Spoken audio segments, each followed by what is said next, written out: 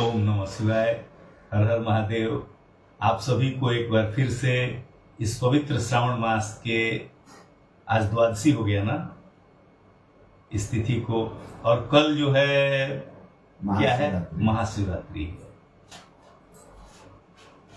आप हम जितने भी सनातनी हैं, जितने भी देवालय हैं, शिवालय हैं, इवन जैसा हम लोग बोलते हैं कि प्रकृति शिवमय हो गई है, तो ये सच बात है।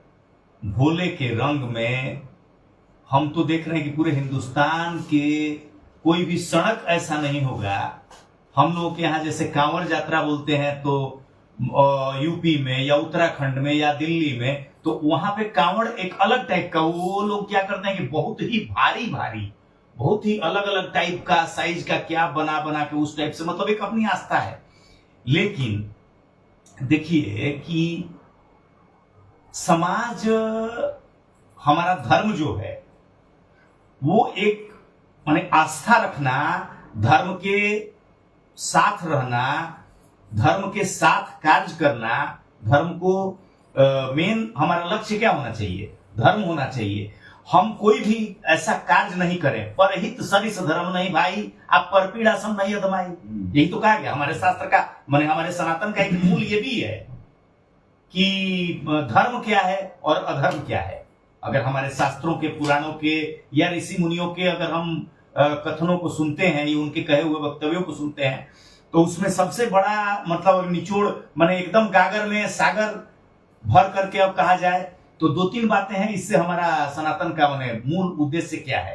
पहला नंबर की परहित सरिस धर्म नहीं भाई, दूसरे के हित करने जैसा कोई धर्म नहीं है। यानी अपना हित करते हुए नहीं कि आप अपने बच्चों को रोड पे ला दीजिए, आप दूसरे के बच्चों को बहुत अच्छा, तो ये भी एक गृहस्थ का ही भी धर्म नहीं है।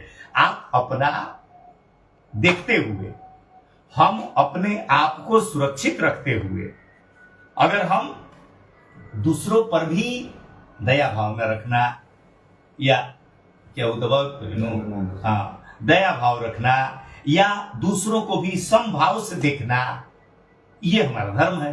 अधर्म क्या है भाई, तो पर पीड़ा सम नहीं अधमाई। अब देखिए, अभी हम लोग लगातार 2-3-4 दिनों से लगातार टीवी पे देख रहे हैं, कांवड़ यात्रा में ऐसे हुड़दंगी हो गए, फलाने हो गए, ढिमका हो गए। मेरी अभिव्यक्ति की आजादी है कि मैं अपने धर्म को मान सकता हूं, मानता हूं और मानना चाहिए, मानूंगा।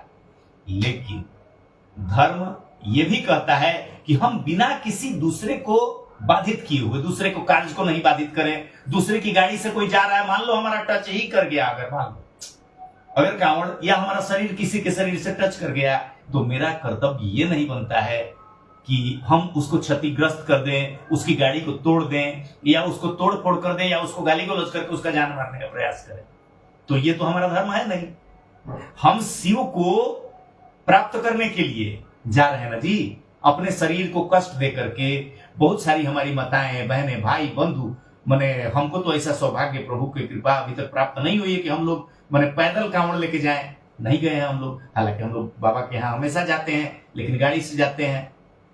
तो हमारी जितनी भी माताएं बहनें हैं, बहुत ही कष्ट उठा करके जाती हैं और बड़ा ही सात्विक विचार से जाती हैं। भाई बंधु, कितने लोग हैं जी, लाखों लाख करोड़ों की संख्या में लोग जा रहे हैं अपने देवालय में, अपने शिवालय में, कितना कितना जल लेकर के भगवान को चढ़ाने की। तो एक तो बात ये हो गई कि धर्म। अब मान लीजिए हम डीजे को इतना बड़ा साउंड में बजा दें कि पूरा, अब मान लीजिए कोई जोगी जोग कर रहे हैं, कोई तपस्वी साधना में लीन है, और उनकी साधना को तो हमने खंडित कर दिया। किसी का हार्ट का कोई पेशेंट है, कोई पेशेंट बेचारा पड़ा हुआ है, हम इतना जोर का डीजे बजा रहे हैं। आजकल तो डीजे का गजब ही विकृत, माने डीजे वालों का तो कहना ही नहीं है। लग रहा है कि माने आप अगर घर में बैठेंगे तो शायद आपको लगे भूकंप आ गया क्या, अगर आपके बगल से कोई डीजे पास करे तो इतना उसका साउंड नहीं होना चाहिए। ये भी एक माने ये भी एक अधर्म है। धर्म के कार्य करते हुए आप अधर्म के भागी बन जा रहे हैं क्या। अब कोई योग साधना में लगा हुआ है, बेचारे तपस्वी हैं, योगी हैं, कोई ये कर रहे हैं, क्या नाम है, अपने संकल्प को सिद्ध करने के लिए अपना कोई जप कर रहे हैं, कोई पाठ कर रहे हैं, तो उनका तो यज्ञ आपने खंडित कर दिया, हमने खंडित कर दिया। तो हम उन सारी चीजों से बचाते हुए अपने आप को, और अगर हम सात्विक रूप से